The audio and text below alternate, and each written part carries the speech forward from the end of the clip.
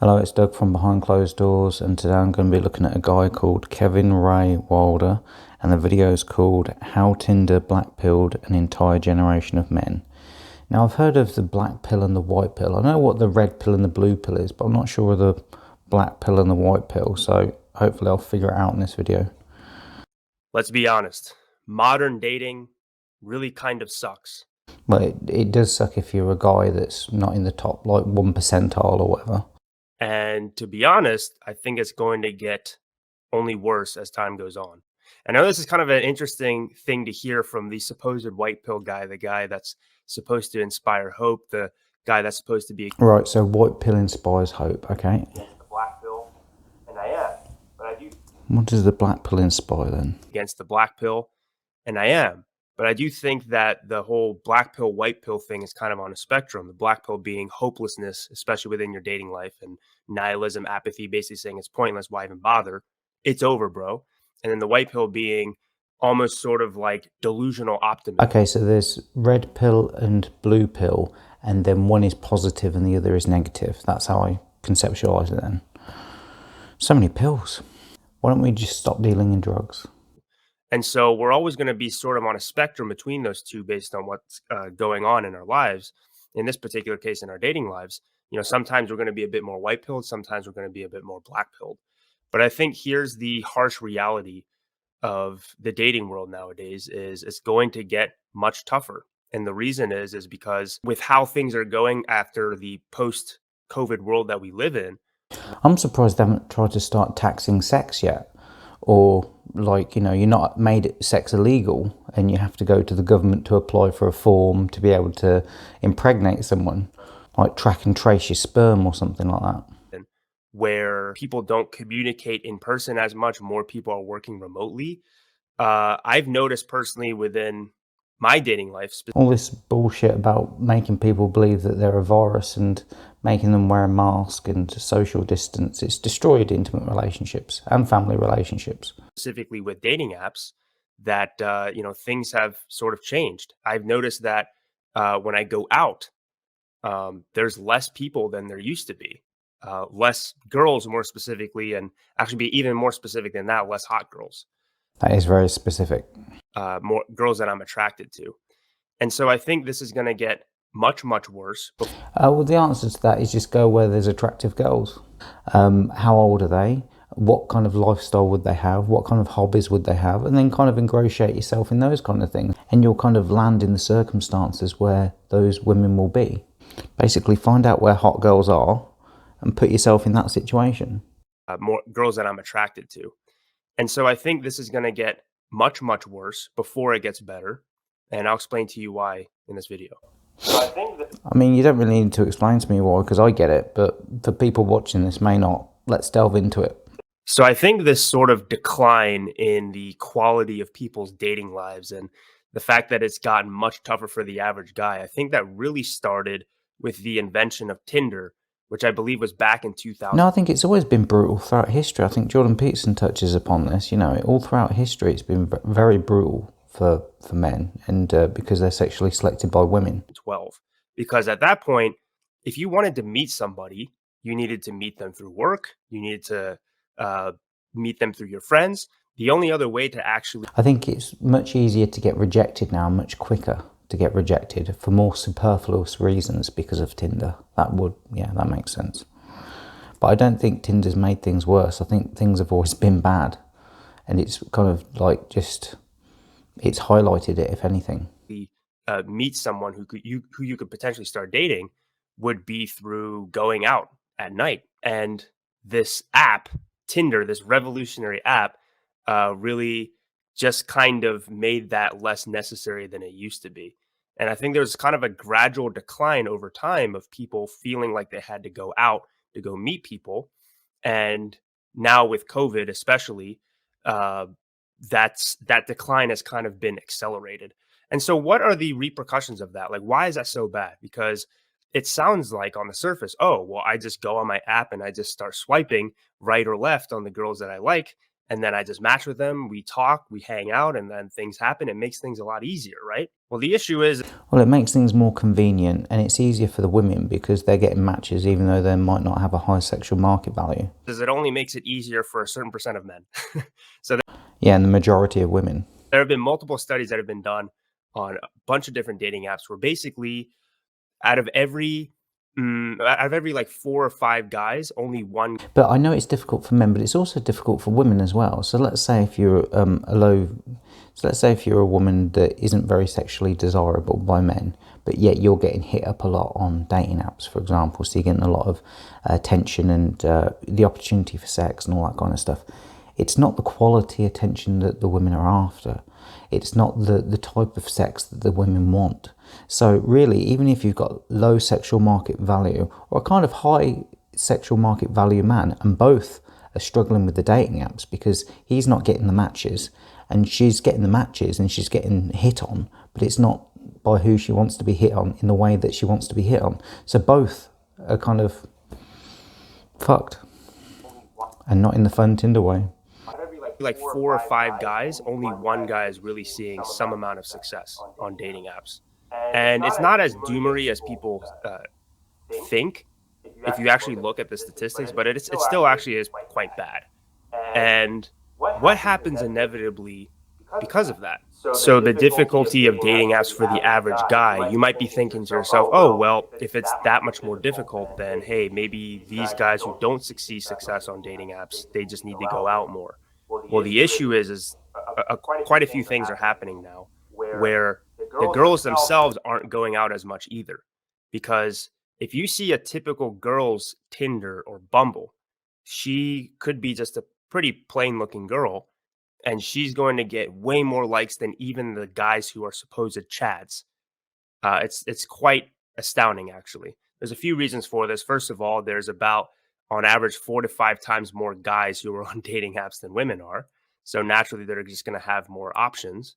But guys are going to be less picky when it comes to actually just swiping right on a girl, because from a girl standpoint, for the majority of girls, they want something monogamous. So they're going to be quite picky with the guys that they choose, as opposed to guys, they.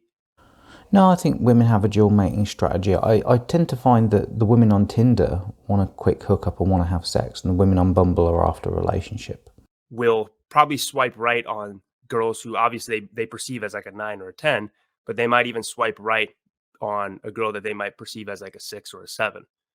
Yeah, like I said in other videos, I don't like this whole numbering system. I think it's very binary. It's like, would you fuck this person or wouldn't you?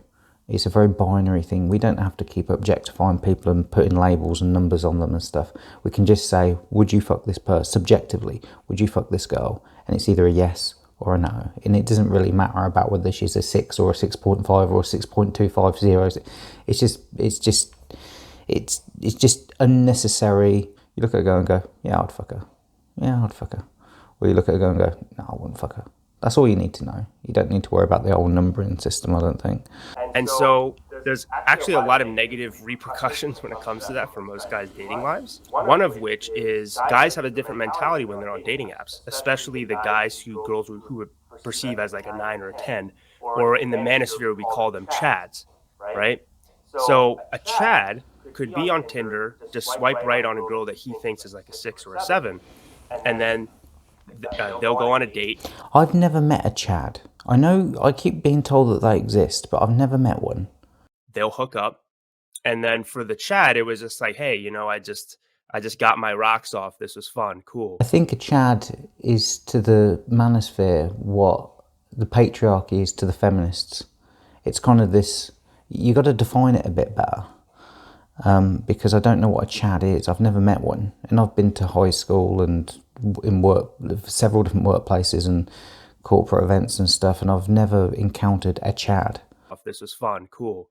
Another notch on the bedpost. On the other hand, for the girl, her thinking is, okay, well, I think good and evil runs through the heart of every individual, and so does the alpha and the beta, or the chad and the loser. So I don't think that you get men that are chads, but I think that you can get guys that can act in a chadish way, if if that makes sense. But I don't think there are Chads in the world. You know, this guy might have just broke up with his long-term girlfriend and think, fuck it, I'm just going to be a player for a bit and go and act in that kind of a way. But it doesn't mean to say he's a Chad. He's just going through a grieving process of the relationship, and Chad is kind of like a section of it. But I don't think there are people that are, you know, like you see in porn. They'll go on a date, they'll hook up, and then for the Chad, it was just like, hey, I just got my rocks off. This was fun, cool. I think that fuckboys don't exist because women sexually select. Another notch on the bedpost. On the other hand, for the girl, her thinking is, okay, well, I just, was intimate with. Again, I don't like this idea of thinking for other people, because I think that's where you can go a bit astray. I only think about what I want and go for it, and I don't think about what other people want or don't want. This super high quality, handsome guy. And for women in general, sex is a way bigger deal. The bonding hormone for women is oxytocin, which tends to be released. Yeah, again, this sounds very much like people used to say to me, like, you overthink things. And I didn't like it when people said that. But I think you can easily make things more complicated than they need to be. And I think that that's what some of the red pill or the manosphere people do, is they make it so much more complicated than it needs to be. The way that I do it, for anyone that's not watched any of my videos before, I base it on honesty, trust and respect, on those three things. And that's all I ever look for. That's what I look for, and that's what I try and promote. So everything else doesn't matter. All these other words and descriptions, black pill, blue pill, doesn't matter. All that matters is honesty, trust and respect. When you have sex, as opposed to with men, it's vasopressin, which is also released through sex, but it tends to be more of a gradual thing over time. So for a lot of men, they will become attached to a girl after they've spent more time with them, as opposed to a girl can just become immediately attached to a guy once they've had sex with the guy, especially if the sex. Again, I think it's different for every woman. I know what he's saying, but like, there's context. Context matters. Again, if a woman's just, been cheated on, a guy's just cheated on her, or she's upset or angry and she's going out on a dating app, she's just wanting to get laid to get some validation, quick validation. She's not after necessarily looking to settle down and have kids. It really depends on the person. Like, I think this whole idea of generalizing and then doing mind reading, trying to predict what everyone's thinking, isn't helpful in some ways. So these women now who, maybe we would objectively rate them like a 6 or a 7, they now almost sort of feel like entitled to like this 9 or 10 guy, the Chad. And so because. Yeah, again, I don't really care about what she feels she's entitled to. I only care about what I want, and I go after it. And I'll communicate with her, and if she wants the same as what I do, then that's great. And if she doesn't, then she doesn't, and that's fine as well. There's not a problem. And I think that a lot of the red pill poses a lot of problems that don't actually exist. And then there are other problems that really do exist that are big problems. Because of that, and because they're so easy to match with on Tinder and talk to and have conversations with, and yeah, they've set it up. BJ Fogg's done a lot of work on this with regards to social media as well. And there's another guy, one of his students, I forget the guy's name. He was on Netflix, did a documentary. Name escapes me, but if I remember it, I'll put it here. Yeah, and so if people aren't motivated much, then you've got to make things easier.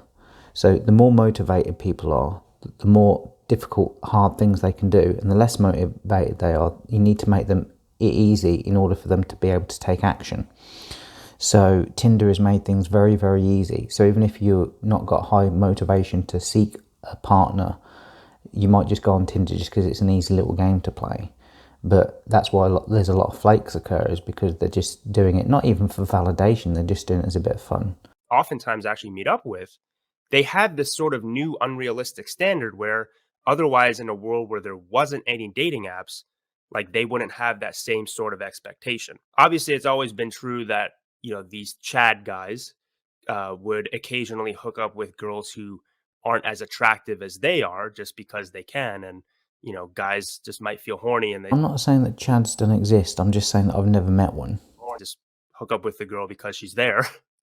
Right. But the dating apps have really accelerated that fact.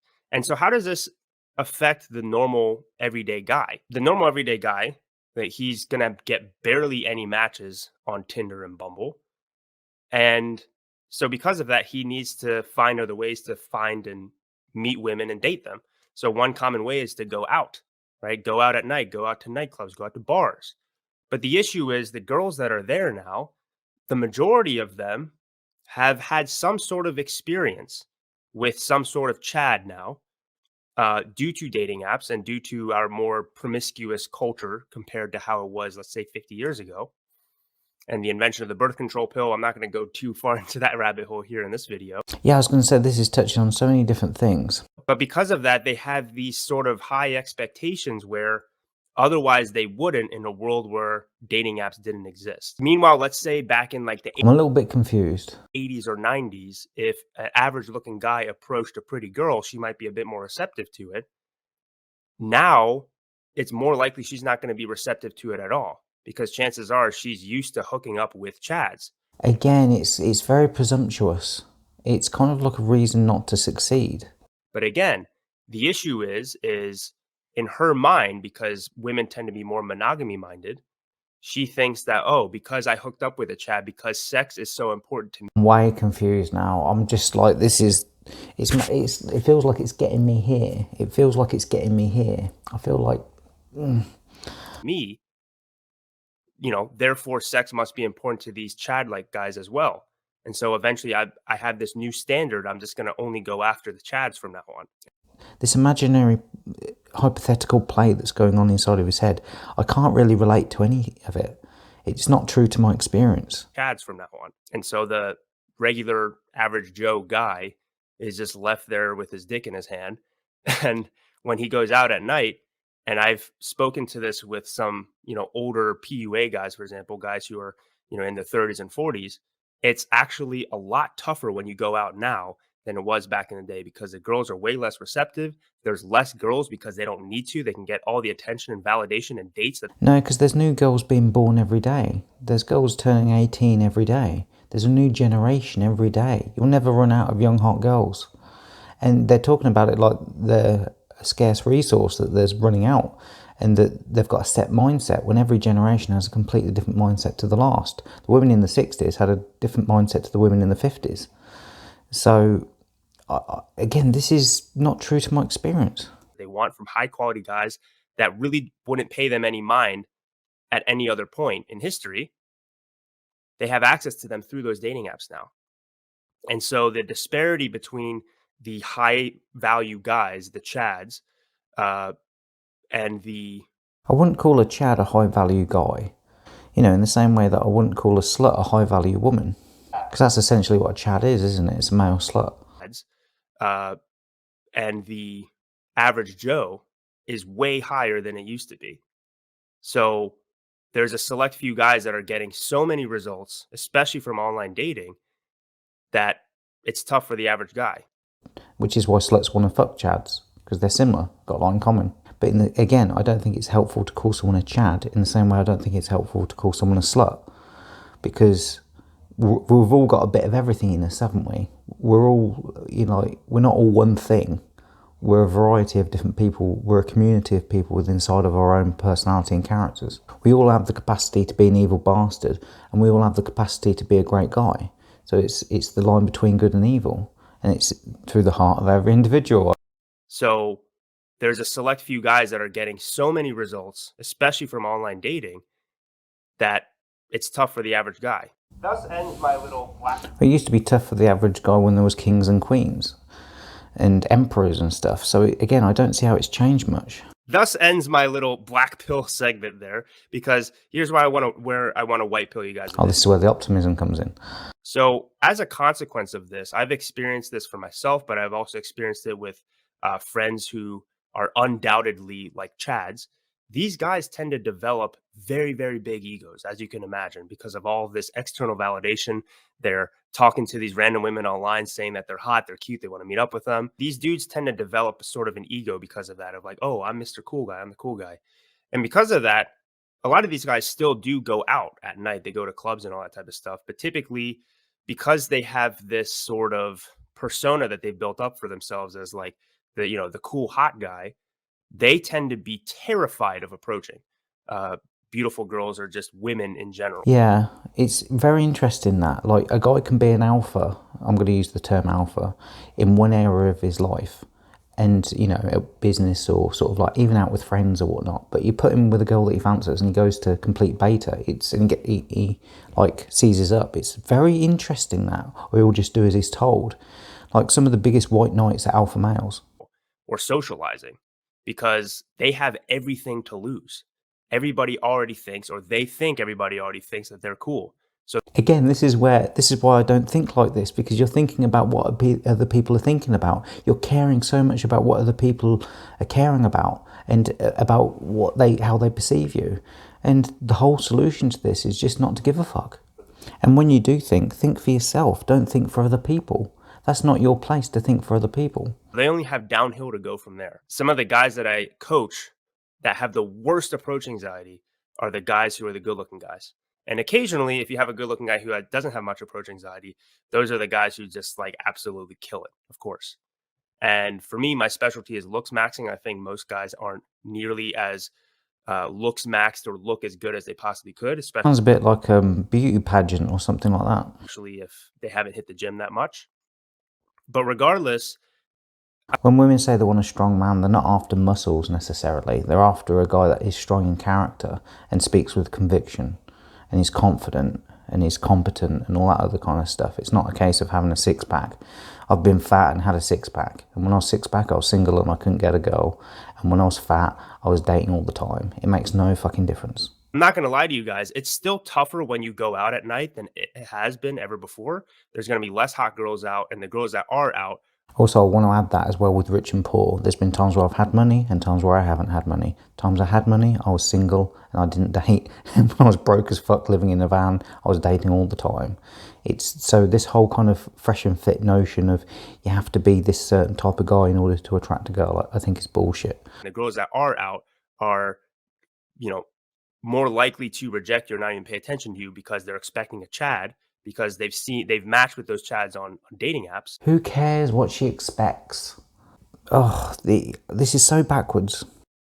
But the one advantage that you have now, if you're an average looking guy, assuming that you've done all the looks maxing and stuff that you can, is again, going back to that average looking guy thing, the same as putting a woman on a scale of 1 to 10, I think it's redundant and unhelpful, and I think it's counterproductive, because a woman doesn't look at him and think, is he an average guy or not? She looks at him and thinks, do I want to fuck him or not?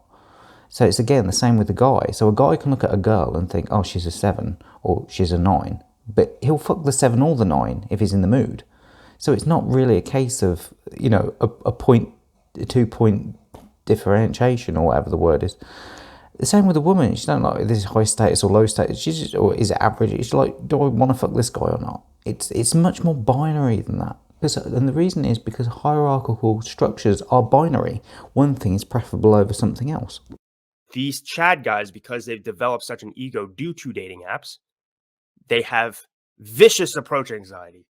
Like, I really don't know that many personally of these Chad guys who don't have like really fragile egos, because they've seen so much success with dating apps, and dating apps for them are so easy that usually a lot of them don't even bother going out. Because like, why should you? You already got what you want from the dating apps.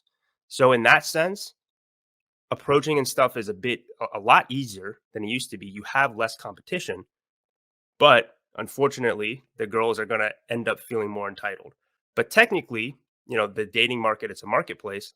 You're competing against less Chads than you probably would have back in like the 90s, let's say. You're not competing with anyone. That's the way that I frame it. You're not competing with anyone. You're the fucking man. What else is there to say? Why would there be competition if you're the fucking man? When you go out at night. So the whole concept of being amogged or having this alpha male guy come in and take your girl is less likely to happen nowadays than it was before. Also, the women that are attracted to them aren't necessarily the ones that I want. So even though they might end up sleeping with a lot of girls, they're not the girls that they actually want to be with. So even the alpha male or the Chads or whatever you want to call them still don't get what they want. So the whole concept of being amogged or having this alpha male guy come in and take your girl is less likely to happen nowadays than it was before. So if the guy came in to try and take the girl, I'd stop it. And if the girl wanted to go off with the guy, she can fucking go off with him. There's not a problem. That's why, cold approach, I wouldn't say that it's dead. It's very much alive and thriving. It's just that you have to keep in mind that it's more likely than not that the girls that you approach are already somewhat talking to like a Chad, or they match with a Chad. They might give you a little bit more resistance than you might have otherwise seen. Again, I don't really care. This is the way that I approach all this is completely different to the way that a lot of these guys view it. So dating is technically getting worse, especially as things become more visual, people become more introverted, people go out less. But I don't care what people are doing. I don't think from a group mentality. I think as an individual. COVID, the lockdowns and all those things have accelerated that. And I think it's only going to get worse over time. Yeah, I do agree with that. But that being the case, there's still a glimmer of hope. There's still a silver lining to this, in that these Chads that are getting all the girls, first of all, there's only so many girls that they can have at once. And a lot of Chads actually tend to be quite blue pilled because they never had to they never struggled in their dating lives enough to dive into red pill topics. So if they are blue pilled, more than likely, eventually they're going to be monogamous with some girl.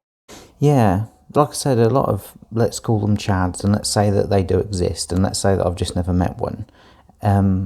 They're just blue pill guys. They're white knights. This is why I don't think of them. That's why they're not an issue, because you can just demolish them. You can outcompete them if there is. This is why you're the man, because you are red pill aware and you know all the tactics and shit. So, what's the problem? That's like the inevitable finish line of even like the fuckboys, because that's just what they've been taught from a young age. Yeah, I don't know what the difference is between a fuckboy and a Chad. So many terminology. So if you're red pill aware and you're at the very least an average looking guy, you're struggling on dating apps, you have to go out there and do approaches, man. I know it's not fun. Oh, it is fun, yeah. I've put in other videos where I've had so much fun going out, and I don't even approach women, they approach me, because women sexually select. So why would you need to approach a woman? I know it's not fair. It's not fair that the Chad, just based on him being born over 6 feet tall and being born handsome, can just sit at home and just swipe right and have girls come over to his place. But that's just the reality of how it is. That's an actual red pill. This, even though this is trying to sound optimistic, it still sounds pessimistic.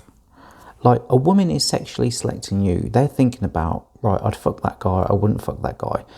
You don't go in with that. When you go in with it, you think, would I fuck her, yes or no? If the answer is yes, now that question's already been answered, and you can decide that within like a millisecond of meeting her. Now after that, yeah, I'd fuck her. Now from that, is she worth fucking?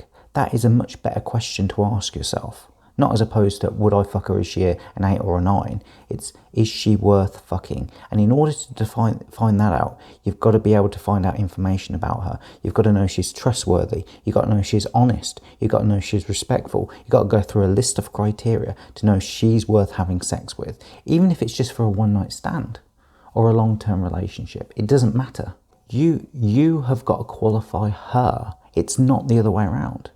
You should be concerned about how you're qualifying her, not what her tactics or criteria are for qualifying you, because she's probably got lower standards than what you've got. Men have very basic binary standards. I want a girl that looks nice, that acts like a nice person. Well, a lot of girls don't look nice, that's why they borrow that fucking makeup, and they're not a nice person, that's why they're rude and give shit tests all the time. So they're disqualified from your pick. You've already disqualified them before they have a chance to disqualify you. Because they're not good people. It's the truth. It's how the world is. But there is opportunity in that, because these Chads are more than likely, eventually, quite soon, going to be in a monogamous relationship because they have a blue pill mindset. Also, they really don't have that much motivation to go out, because why do they have to? And if they do go out, they end up having a lot of approach anxiety because they've built up a huge ego from getting all of this validation. I think Chads find it easier to get with women that they don't want. And red pill guys have a harder time getting women that they do want. From dating apps. It's actually similar to like hot girls, right? Just attractive people in general. So I think a red-pilled average guy can get a much more fulfilling romantic life than a blue-pilled Chad can. Tend to have very big egos about how they look because they get so much external validation for it. And that leads them to being insecure in social situations, because if they think everybody already thinks that they're cool, they only have downhill to go. Again, I don't care about what they're thinking about or what's in their imagination or me imagining what's in their imagination. This is where it just confuses me, all this. Which is at the root of their approach anxiety.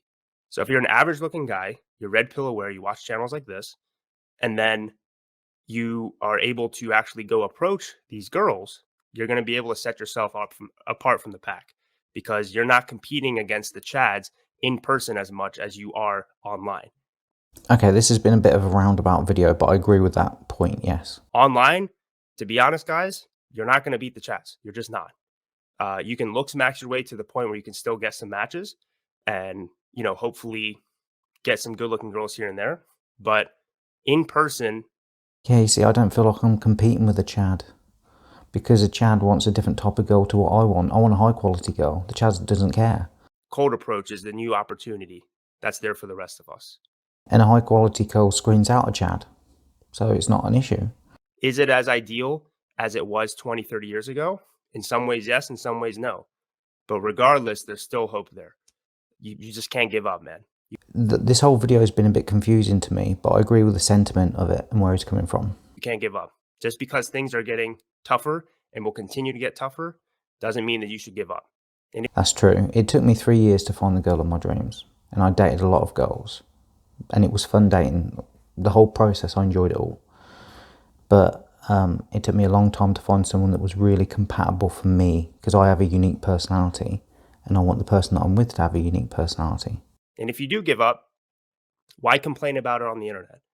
By complaining about it on the internet, it shows that you actually still do care about it and you haven't truly given up. So this is what this channel is dedicated to, is helping guys out who are kind of just on the brink of giving up, but still want that glimmer of hope to hold on to be strategic and actually, date the girls that they want. And more importantly, from a macro sense, live a great, fulfilling life. Well, I do agree with the ethos of what he's trying to do, and I think that all sounds pretty good. And although I found it frustrating to watch the video, I do agree with the idea and the sentiment and some of the points that he was making. And some of the other points, it'd be interesting to chat with them actually, because to get some clarification on what some of the labels are, because I don't fully understand all these different terminologies and stuff, and I don't want to, because they don't help me in any way. So yeah, that was how Tinder blackpilled an entire generation of men. Hello, my name is Doug, and I've created a video tutorial called What to Message a Girl for Online Dating Success. The reason why I've created this product is to help those men out there who are dating online but are not getting the replies or getting the dates that they desire. My product will teach you what to message a girl, what not to message a girl, when to message a girl, how to respond when you're not sure what to write, what to do if she doesn't reply, how to get her phone number, and how to communicate to get online dating success. If you're getting matches and no success, this product is for you. It's what you need to do today to start getting success with your matches. I'll also be talking about other issues such as how to spot red flags, identify time wasters, to stay out the friend zone, how to deal with ghosting, simmering and icing. Not only will I be giving you exactly what you need, copy and paste, I'll also be explaining to you the reason why I'm writing what I'm writing, so you can understand the psychology and know what behaviours to look out for and which ones to avoid. This product is packed with value. I've tried to cram as much as I can into a short amount of time as possible while being the most informative. If you're a man and you're confused and frustrated with what to text with online dating, this product is the solution for you to get more dates in less time. Click the link in the description box below to buy the product and change your dating life forever.